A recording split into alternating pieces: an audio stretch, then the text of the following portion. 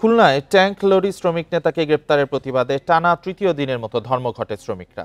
ফলে খুলনা বিভাগের 10টি ও বৃহত্তর ফরিদপুর অঞ্চলের 6টি সহ 16 জেলায় পদ্মা, মেঘনা, যমুনা তেল ডিপো থেকে তেল সরবরাহ বন্ধ রয়েছে।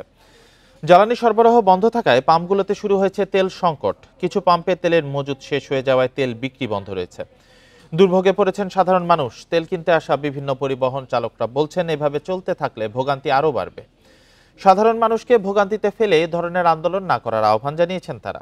এর আগে শ্রমিক ইউনিয়নের সাধারণ সম্পাদক আলী আজিমের মুক্তি, কার্যকরী পরিষদের 4 শ্রমিক নেতা সহ 12 জনের বিরুদ্ধে মামলা প্রত্যাহারের দাবিতে রোববার থেকে ধর্মঘট শুরু করে শ্রমিকরা। পাম্পে তেল দিচ্ছে না, আমরা অনেক ভুক্তভোগী। যে এখন আমি পরানার নিয়ে যাব ডিউটিতে, সে মংলা চলে যাবে, এখন তেল পাচ্ছি না, গাড়িতে আমার ফুয়েল নাই। তেল আসছে না, আমাদের যতটুকু রিজার্ভ আছে সেভাবে বিক্রি করছে, যতক্ষণ থাকবে ততক্ষণ বিক্রি করতে পারবো, না হলে বন্ধ। খুলনায় ট্যাঙ্ক লরি শ্রমিক নেতাকে গ্রেপ্তারের প্রতিবাদে তৃতীয় দিনের মতো ধর্মঘটে শ্রমিকরা। এর জেরে খুলনা সহ 16 জেলায় জ্বালানি তেল সরবরাহ ও পরিবহন বন্ধ রয়েছে। এ নিয়ে আরও জানাতে খুলনা থেকে যুক্ত হয়েছেন সহকর্মী অভিজিৎ পাল। অভিজিৎ পাল, ধর্মঘট প্রত্যাহারে এখন পর্যন্ত কোনো আলোচনার প্রস্তাব এসেছে কিনা? বেশ কিছু তেলের পাম্পে তেলের সংকট দেখা যাচ্ছে, বিস্তারিত জানাবেন।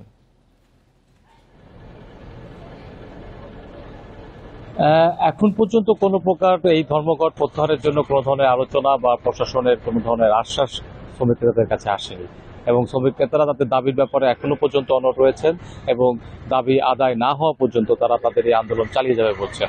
আমরা এখন দাঁড়িয়ে আছি আপনার খুলনার দৌলতপুর এলাকাতে, দৌলতপুর এলাকার এলেনা পেট্রোলিয়াম সাপ্লাইতে।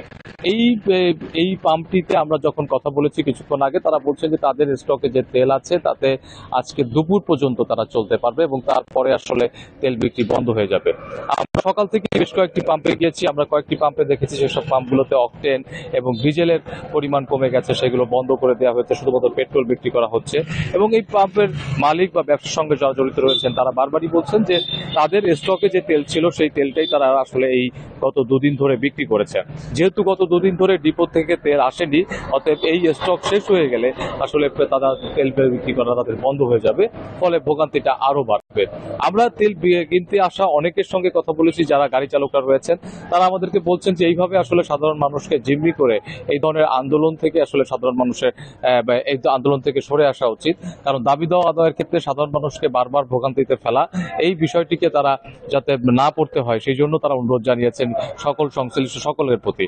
তবে শ্রমিক নেতৃবৃন্দ তাদের দাবি আদায়ের জন্য এখনো পর্যন্ত অনড় রয়েছেন। তারা বলছেন যে তাদের সাধারণ সম্পাদকের মুক্তি, এছাড়াও তাদের যে 12 জন নেতার বিরুদ্ধে মামলা হয়েছে, মিথ্যা মামলা হয়েছে, সেই মিথ্যা মামলা প্রত্যাহার না করা পর্যন্ত তারা এই আন্দোলন চালিয়ে যাবেন বলছেন।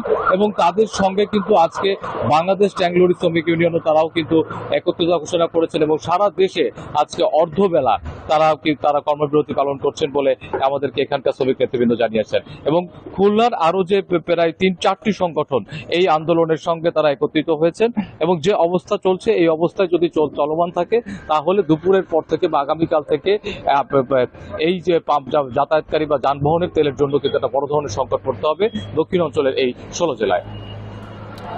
ট্যাঙ্ক লরি শ্রমিকদের ধর্মঘটে ইতিমধ্যেই বিভিন্ন পাম্পে তেলের সংকট দেখা যাচ্ছে। এ বিষয়ে জানাচ্ছিলেন খুলনা থেকে সহকর্মী অভিজিৎ পাল।